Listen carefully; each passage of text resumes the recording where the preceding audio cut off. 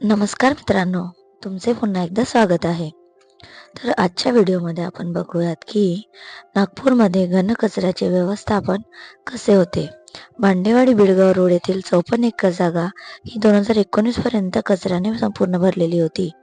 तेथे प्रक्रिया न झालेला कचरा साठवून ठेवण्यात आला होता. तर नागपूर महानगरपालिकेने स्वखर्चाने या कचऱ्यावर बायो मायनिंगचा प्रकल्प राबविला आणि संपूर्ण 54 एकर जागा मोकळी केली. भांडेवाडी डम्पिंग यार्ड येथे 2 जागेवर कचरा साठवण्यात येत होता. तर बायोमायनिंगचा प्रकल्प नागपूर महापालिकेने स्वखर्चाने तिथे राबवला आणि ती संपूर्ण जागा मोकळी केली.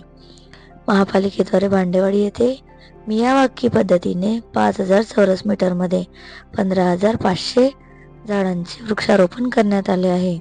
पर्यावरणीय प्रकल्पांमुळे आजूबाजूच्या परिसरावर होणारे प्रदूषण बऱ्याच अंशी कमी होईल व लोकांना देखील दिलासा मिळेल, असे NMCचे म्हणणे आहे.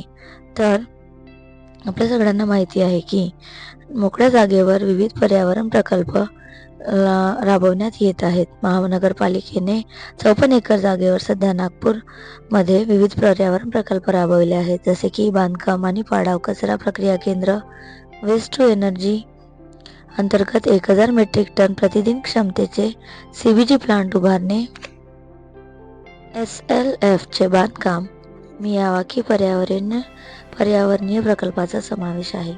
यापैकी काही प्रकल्प पूर्ण झाले असून उर्वरित प्रकल्पांचे बांधकाम कार्य सुरू आहे. त्याकरिता जागा सुनिश्चित करण्यात आली आहे. ही माहिती अधीक्षक अभियंता यांनी दिली.